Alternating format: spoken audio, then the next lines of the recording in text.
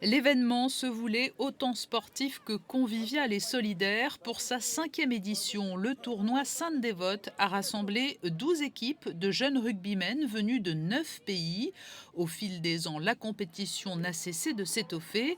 Cette année, des équipes d'Abu Dhabi, de Tunisie, de Russie et d'Afrique du Sud avaient tout spécialement fait le déplacement pour se mesurer aux jeunes sportifs de la Principauté, d'Italie ou de la ville corse jumelée à Monaco, Luciana.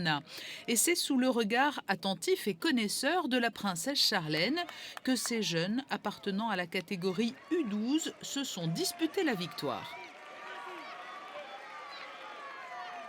La princesse apprécie tout particulièrement le rugby qui véhicule des valeurs d'esprit d'équipe, de solidarité, de respect et de générosité. La fondation qu'elle a créée a d'ailleurs souhaité cette année associer de jeunes Sud-Africains défavorisés à ce tournoi. Il s'agit d'un projet issu du programme Sport et Éducation. Nous avons 12 enfants qui sont venus d'Afrique du Sud. Nous allons avoir 23 enfants qui vont partir en Afrique du Sud. C'est un échange avec SARLA, South African Rugby Legends Association. C'est une belle rencontre. Ces enfants ont découvert Monaco, ils vont découvrir le palais, ils vont découvrir le musée océanographique, ils vont aller à Toulon, ils sont allés à Mayol, ils ont vu les joueurs du RCT. Et j'espère qu'aujourd'hui, ils ont passé aussi une très bonne journée.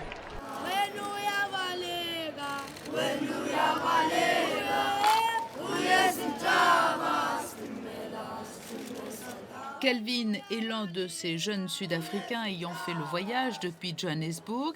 Il a pu longuement discuter avec la princesse Charlène. Nous avons vraiment une chance incroyable d'avoir pu venir ici et de profiter autant de ces moments. Peux-tu nous raconter ce que vous avez fait au cours des derniers jours? On s'est vraiment amusé, nous nous sommes beaucoup entraînés aussi. Ce matin, nous avons perdu nos matchs, mais nous leur avons montré que nous ne lâchons jamais. Et c'est aussi la volonté de la Fondation Princesse Charlène et de la Fédération monégasque de rugby d'ouvrir cette journée conviviale aux jeunes souffrant de handicap. Des ateliers ludiques leur ont été proposés. On propose des ateliers adaptés, comme le nom l'indique, avec pas trop de déplacements parce qu'il y a des problèmes de motricité, mais ils sont adaptés avec des jeux de passe, des jeux de mouvement, des tirs au but. Et ils sont adaptés en fait aux enfants en fonction de leur motricité, de leurs soucis. Nous, on ne prône pas simplement que l'activité sportive, puisque dans le rugby, on est aussi un peu éducateur et on fait de l'éducation. Donc on accueille avec grand plaisir tous ces jeunes qui ont des soucis et qui les oublient certainement aujourd'hui. Pour assurer l'encadrement de ces ateliers, des bénévoles comme Gaël qui appartient à l'association Monaco Disease Power. C'est un parcours de rugby, donc là on doit plaquer, on doit faire des passes en équipe et individuelle et c'est super.